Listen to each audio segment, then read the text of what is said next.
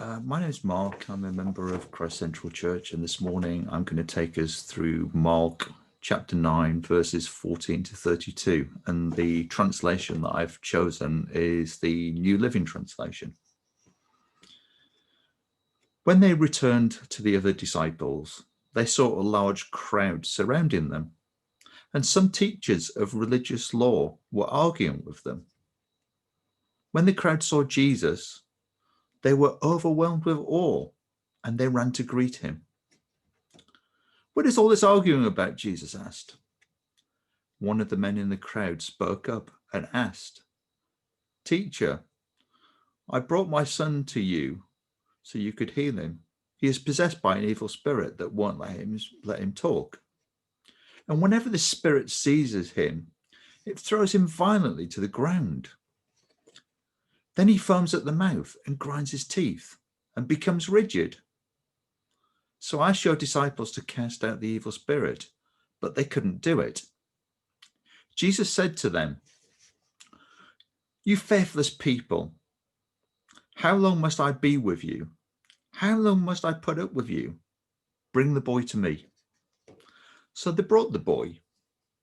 But when the evil spirit saw Jesus, it threw the child into a violent convulsion, and he fell to the ground, writhing and foaming at the mouth.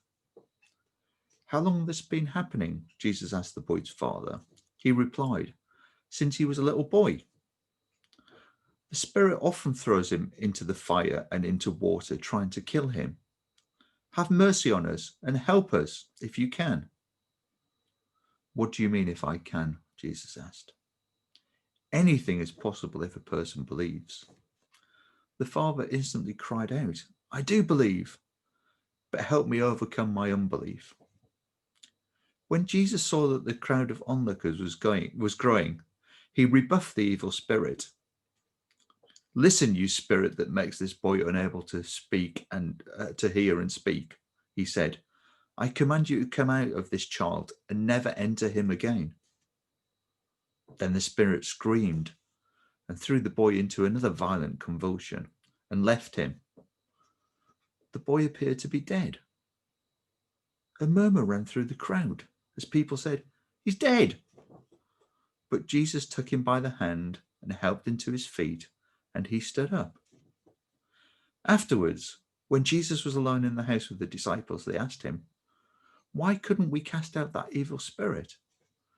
Jesus replied, This kind can be cast out only by prayer."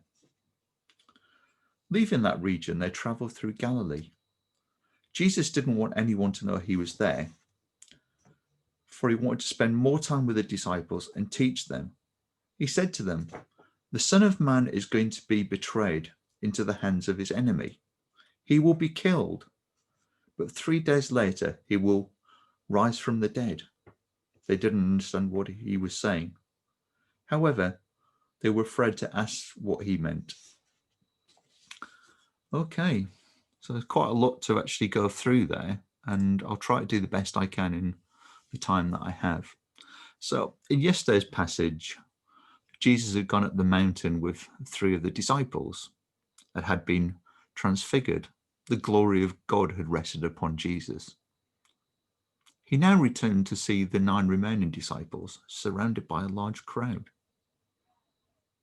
In the midst of an argument, apparently some religious leaders were arguing about something.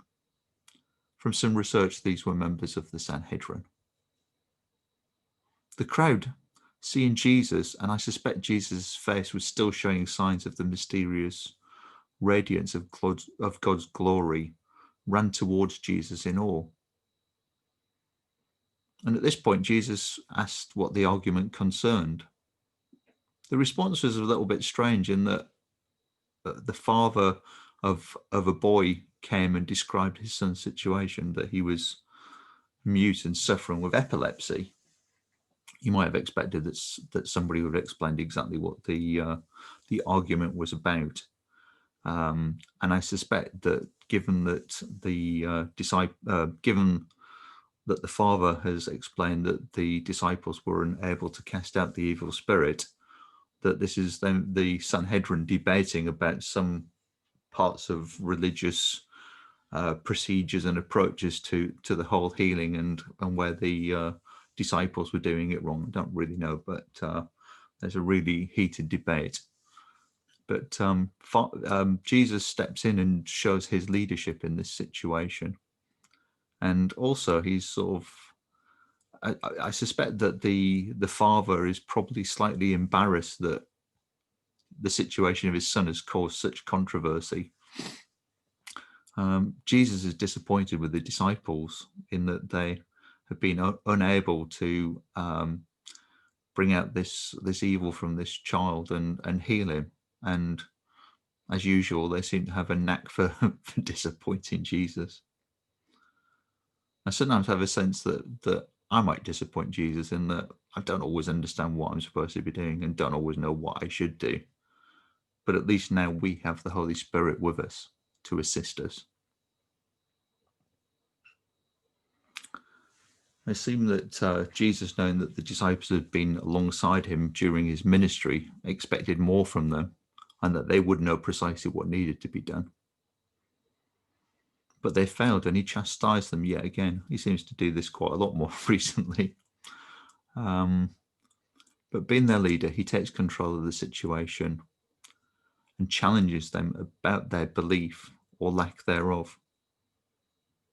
He proceeds to explain what's necessary for healing this boy, that prayerfulness is required to exorcise this particular demon. And it's interesting that in this healing, Jesus highlights that the boy was also afflicted by deafness, something which the father hadn't mentioned initially. So showing that Jesus had some supernatural knowledge of exactly what the boy's situation was.